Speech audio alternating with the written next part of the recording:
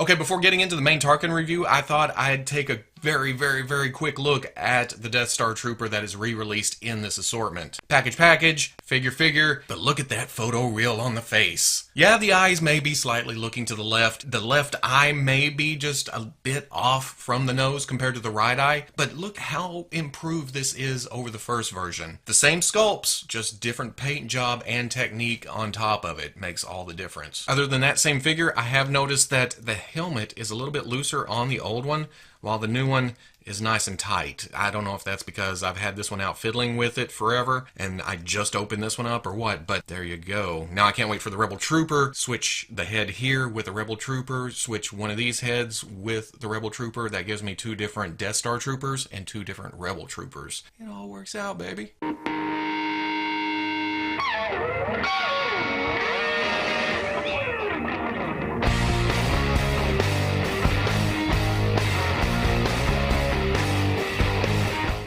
Okay people, welcome back to another Fwoosh review. Tonight I'm taking a look at the Hasbro Star Wars Black Series Grand Moff Tarkin, and oh, how long have we been waiting for this guy? Sure, some people look at him and just say, old man in a military uniform, didn't have a lot of screen time in Star Wars, but yeah, we know who he is. And then people on my side of the fence say, iconic character from the classic Star Wars A New Hope movie. He is essential for your Empire shelf. He didn't make it past that first movie, but he was important enough to bring back in both Rebels and Rogue One. And sure, it's not Peter Cushing, but the character of Tarkin has lasted this long and is still making an impact on the universe. So I needed him in plastic form. Looking at the package, it's your standard Star Wars Black Series packaging. Black, pretty picture, red background. Shows most of what's in there. Grand Moff Tarkin is number 63. Again, pretty picture. Bio for old Will Huff. Down here's the warnings. The unreadables probably says something like, if you put this near Vader figure for some inexplicable reason,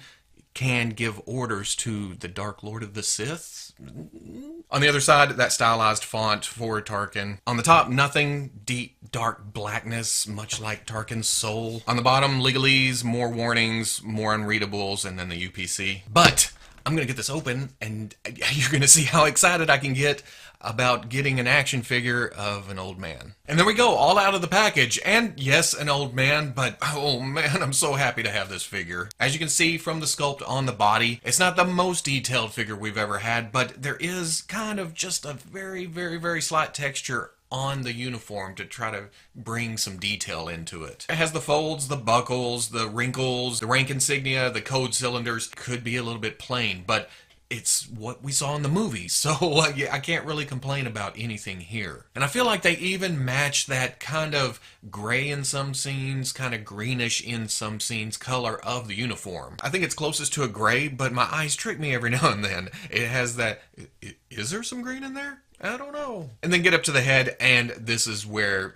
I was going to say money shot, but that wouldn't be appropriate, I guess. Because we're going to talk about the face. The sculpt is there. It's definitely Peter Cushing. It goes up to the hair with the receding hairline. It's kind of puffed out in that 70s style. There's no mistaking this, and that's before we even get to the photo real print. It brings some realism to the eyes, to the eyebrows. It brings some color to the face, but they missed his liver spots. Which I can understand. They kind of don't want to go too realistic, especially with this thing sitting in the kid's toy aisle, or the adult's toy aisle, whatever. But you're not going to beat this likeness here. Now, he does have his right eyebrow raised just a little bit, but I like it. It gives it a little bit of what's he thinking about. Is he planning? Is he scheming? He's trying to get the rebels. Ooh, I'm after you. Evil thoughts. I'm going with it. And because of the size of the nose and the shape, which that's Peter Cushing's nose right there, it can throw some shadow into the eyes and make them look a little bit cross-eyed. But really, if you look at it, just bright, blinding light, the eyes are looking forward. And everything is pretty accurate with the figure, but the engineering here, I'm not going to say it's bad, but it is a little bit annoying. The detents in the ankles especially, they have this position here, and then it snaps to this position here. So you're either going to have him either leaning back, or if you snap the forward position there, he leans forward. There's no in between. You can make it stay there, but I'm afraid it's going to snap into position. So it's workable. You can get around it, but I wish there was just a little bit better planning there. And that goes for the elbows too. You have here, and you have here. And that's a big ass detent for being one step right there. But another thing I thought weird of the figure when I first got it out is his trigger finger. And 99.99999% of other figures, this is going to come with a gun or it's supposed to hold a gun. But I did remember this scene where he's holding Princess Leia's chin when she's all cocky, "You're not going to do anything to me," and then she loses the British accent and he blows up her homeworld. Spoiler alert. So I think it's supposed to kind of replicate that. You can get close, but it doesn't actually work because he can't grab Leia's chin and there's a squeeze there or anything. So it's just his fingers kind of creepily on her chin. Now I would also like this if you could get it into, you know, this pose or him holding his chin, but his elbow does not go that far. He can't reach his face. You can force it that close, but it starts popping the elbow out. So if you cleared some space right there, it'd be a cool pose for him, you know, pondering deep thought, but it's going to take some work. Now going over articulation, there is a dumbbell joint. That's kind of, let's just do this if it will. Yep, there you go. And I think this is a new point of articulation. Usually there's a hinge here, but this almost simulates the same range of movement. I'm going to have to pull this behind the camera and get some leverage on it. Pop that bitch back in. You can still get his chin down to here. You can still look up. And you get actually more tilt than you would with the hinge, even with less concave going up under the skull. So it kind of helps here, kind of hinders up and down. Hinge and swivel at the elbow goes out to there, then swivels around. Hinge and swivel at the elbow comes up to 90, then that swivels. Hinge and swivel at the wrist, it's a sideways hinge and then swivel. Ball joint at the waist, it's a peg going up to a ball in the torso. You get a little bit of side to side, forward, back, and then twist. You have a ball going out to the hip. You can go forward. It's a little bit restrained by this forward tunic piece. And then back, out, about 45. Have a swivel at the thigh. Double knee comes up to about right there. Hinge at the ankle, goes back all the way, goes forward about right there, and then forward facing pin for rocker. For accessories, he comes with the interrogation droid. Nice detail to this, and paint job. I thought maybe it would twist in the middle, or the tools on it would rotate, articulate something, but it's just a plastic ball with these rubbery tools kind of just plugged into it. But it looks okay. It seems a little bit big, but then again, it's been a while since I've seen that exact scene, and you're just floating in. Kid Robo was kind of scared of this. I mean, you go to the doctor's office and this thing comes floating in?